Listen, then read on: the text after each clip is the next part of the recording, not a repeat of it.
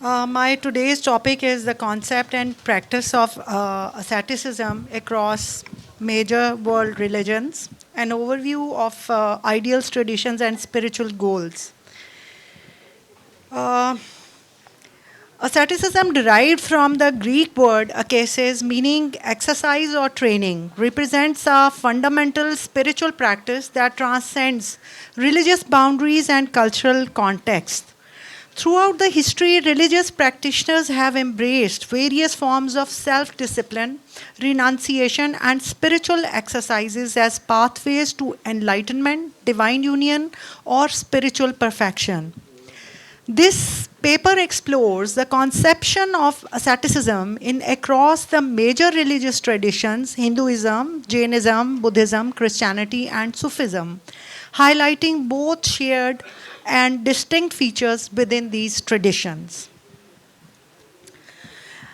While examining the literature review, of course, I have gone through Bhagavad Gita, Agamas, Vinaya Pitaka, Bible, Quran, and Sufi poetry, but also the other relevant books as much as possible, like Regional Corridors of Ascetic Literature came across. Two, and it I have explored that 2000 to 600 BC Hindu Vedic culture actually went back to or gave a prototype for Taoist, which concentrated on the themes like contemplation, ritual purity, and early renunciation. And then from 600 to 300 BC, Hindu, Jain, and Buddhist and Taoist literature concentrated on formal ascetic movements and monastic beginnings. And during 300 to 500 CE, Buddhism, Jainism, Christianity, and Taoism went parallel, and they gave us the themes like institutional monasticism. From 500 to 1000 CE, Hindu, Buddhist, Sufi, Christian, and Taoist systematization and synthesis. 1000 to 500 CE, Sufi, Bhakti, Christian, and Christian mysticism, which concentrated on the themes of love, mysticism, and devotional asceticism. From 1500 to 18, Sikhism, Sufism, and then Bhakti. Most of these devotions or these ascetic literature is concentrated on the side of eastern side of the world, and during 1800 to present, global revival of all, modern reinterpretation of ancient ascetic ideals. This was very interesting for me because when I started on the topic, I thought that when I concentrated, of course, on the Punjab, then I explored that how it is rooted down in the other religions as well. The methodology which I have used here is comparative analysis, historical and contextualization, thematic categorization, and scholarly discourse review. This methodological framework ensures a comprehensive and systematic examination of ascetic practices, allowing for an in-depth analysis of their significance across different traditions. The theoretical framework which I use for this is the study. The study of asceticism requires a nuanced understanding of its philosophical underpinnings and practical applications within different religious contexts. While ascetic practices share common elements such as self-denial, spiritual discipline, and detachment from worldly pleasures, each tradition interprets and implements these principles differently. This analysis employs a comparative approach, examining primary religious texts, historical accounts, and contemporary scholarship to illuminate both the universal aspects of asceticism and its contemporary secular and interfaith discourse, focusing on shared spiritual values rather than doctrinal differences which are suitable for any academic thesis. I'm skipping this because I have to take you the comparative chart of religions. Here you can see that religion and then core ascetic representation, philosophical aim, and symbolic representation. If we look at in Hinduism, its core ascetic representation is renunciation, and or locally called sannyasa. Philosophical aim is union with Brahman or moksha. Symbolic expression is yogis, sadhus, saffron with saffron robes. Buddhism, the middle path, liberation from suffering or nirvana. Monastic, they look or they appear in monastic robes, bagging balls. Jainism, rigorous self-denial, release of soul from karma or moksha, and they appear in they are naked monks or fasting and remain silent or remain in silence. Christianity, discipline and humility, union with God through Christ, cross monastic vows, fasting.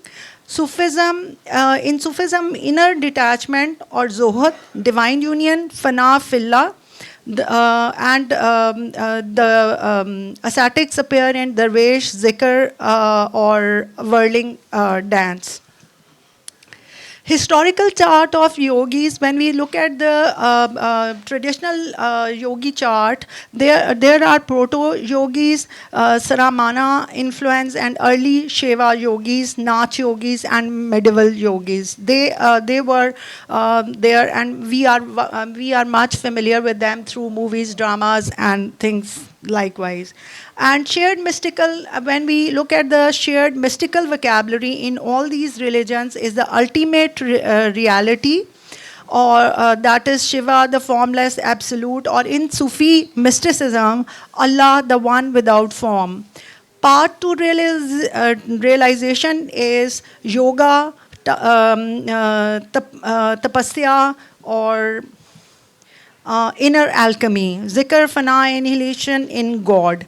Spiritual teacher is guru, murshid, or peer. Spiritual energy, kundalini, and ishq. Practice is breathe control, mantra, zikr, sama, music chant, and fasting. Goals are moksha, liberation, immortality, fana, fillah, union with God.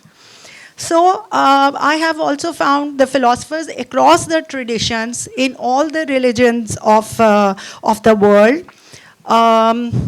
Ascetic, when we look at the ascetic philosophy, that also travels from historical era to 2000 to 1800, and that is transforming even till today.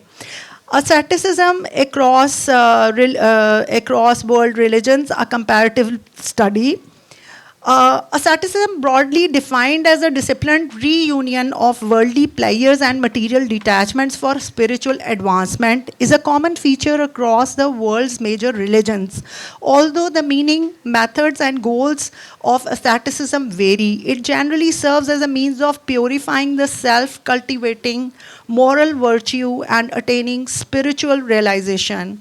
In Hinduism, Buddhism, Jainism, Christianity, and Islamic Sufism, asceticism reflects the human pursuit of transcendence. It is an effort to align the finite self with the infinite or divine reality.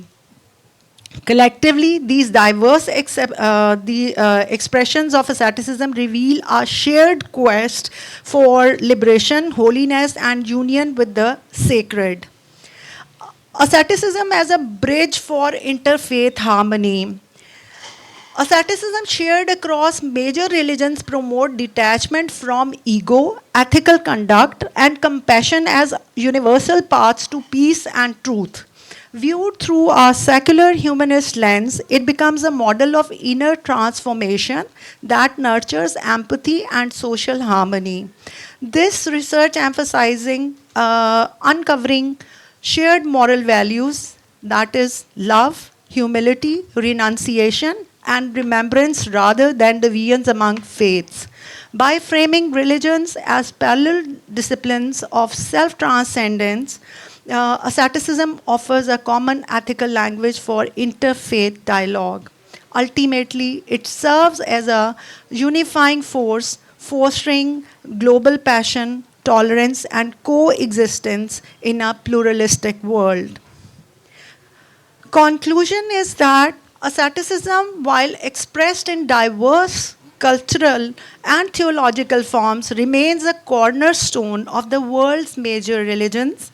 It represents a universal response to the tension between the material and the spiritual dimensions of existence. Through self discipline, detachment, and devotion, the ascetic aspires to transcend ordinary desires and attain unity with the divine. Despite differences in doctrine, whether moksha, nirvana, salvation, or union with God, each tradition's asceticism reveals the same inner quest to purify the self and awaken to ultimate truth.